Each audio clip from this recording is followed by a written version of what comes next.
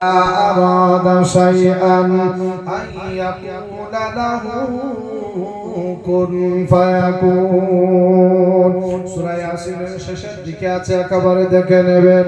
আল্লাহ পাক বলেন, বান্দা ইন্নামা আমরুহু ইদা আরাদা শাইআন, তোমরা যা কিছু দেখো বা দেখো না, আমি আল্লাহর ক্ষমতা সম্পর্কে তোমাদের অভিজ্ঞতা নাই।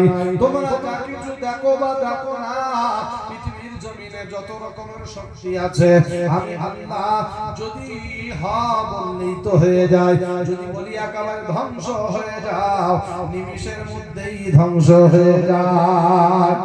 হ্যাঁ না না, কারণের সম্পদের অভাব ছিল না, আল্লাহকে অমান্য করতে শুরু করে দিল। আল্লাহ পাক তার নজির আজও গোটা পৃথিবীর জন্য নমুনা রেখে গেলেন, ইতিহাস বানিয়ে দিলেন। কিয়ামত পর্যন্ত তার সম্পদ দিয়ে তাকে এই জমিনের মধ্যে গাড়া হচ্ছে। হানানা এজন্য আমার বাপেরা ভাইরা, আল্লাহ রাব্বুল আলামিন সুযোগ দেওয়ার পরে এই সুযোগকে যারা আমরা হাতছাড়া করে দিই, যারা অবহেলায় নষ্ট করে দিই, হেলায় নষ্ট করে দিই, কিয়ামতের ময়দানে মুসিবতের দিনেতে আল্লাহ এই দিনের কথা জিজ্ঞাসা করবেন, বান্দা সেদিন কি তোমাদের কাছে ভালো কথা তোমাদের কানে পৌঁছালো না? তোমাদের কান পর্যন্ত কি আমার কালামের আওয়াজ পৌঁছালো না? আমার হাবিবের হাদিস কি পৌঁছালো না? হাবিবের সুন্নতের কথা কি পৌঁছালো না? মানুষ সেদিনে বলবে, আল্লাহ শুনেছিলাম কিন্তু অন্তর থেকে মেনে নিতে পারি না। আল্লাহ সেদিনে বলবেন, যাও আজকে তোমাদের ঠিকানা জাহান্নাম।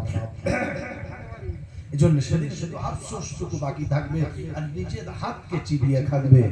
নিজের হাত, ওয়ায়াউমা ইয়া'আদু যালিমু আলা ইয়াদাইহি ইয়াকুলু ইয়া লাইতানি ইত্তাখাযতু মা'আর রাসূলি সাবিলা। সেদিনে মানুষ আফসোস করবে, আল্লাহ দুনিয়াতে অবহেলা না করে যদি সময়টুকু কাজে লাগাতাম, তো আজকের দিনে এই দুর্ভোগ আমাকে দেখতে হতো না। নিজের হাতকে চিবিয়ে খাবে, আর নিজের হাত চিবোতে চিবোতে চিবোতে এক পর্যায়ে কিনই পর্যন্ত চলে আসবে, তারপরেও আফসোস করাবে না। দেখবেন আমরা দুনিয়াবি দিক দিয়ে মানসিক ভাবে যখন কোন মানুষ কোন পেরেশানি, কোন টেনশনের মধ্যে পড়ে যায়, দেখবেন অনেক কিছু হাতে নিয়ে চিবাতে শুরু করে। করে না? করে না? টেনশনের মধ্যে গালে দিয়ে অনেকের অভ্যাস আছে গাছের পাতা ছিঁড়ে নিয়ে চিবায়, ওর খেয়ালই নাই ও কি চিবাচ্ছে। সেজন্য দুনিয়ার যদি এই নমুনা হয়, আল্লাহ পাক বলেন কিয়ামতের ময়দানে নিজের হাত মানুষ চিবিয়ে খাবে। এজন্য বাবাজি আমার ভাইয়েরা, দুনিয়ার জিন্দেগি ক্ষণস্থায়ী জিন্দেগি, আজ আছি তো কাল থাকতে পারবো, এ কথা আমরা কেউ বলতে পারবো না। এজন্য আল্লাহ পাক বলেন, ইদা জা আজালুহুম লা ইস্তাখিরুনা সাআতান ওয়া লা ইস্তাকদিমুন। বান্দা, তোমার রিজিকের মধ্যে আমি আল্লাহ যতটুকু লিখে রেখেছি তার বিন্দু মাত্র পরিমাণ, এক চুল পরিমাণ তুমি বেশি নিতে পারবে না, আর যতটুকুই রিজিক রেখেছি আমি আল্লাহ তার থেকে এক বিন্দু কমও দিয়ে তোমাকে দুনিয়া থেকে নেব না। এজন্য আমাকে আপনাকে সতর্ক হতে হবে, এক আল্লাহর হুকুম নবীর তরিকার উপরে চলতে হবে। চলবো সবাই ইনশাআল্লাহ। আমার বন্ধুগণেরা, আল্লাহ রাব্বুল আলামিন তাই শুনিয়ে দিয়েছেন সুন্দর করে, ইয়া আইয়ুহাল্লাযীনা আমানু সুবিরু ওয়া সাবিরু ওয়া রাবিতু ওয়াত্তাকুল্লাহ লাআল্লাকুম তুরহামুন।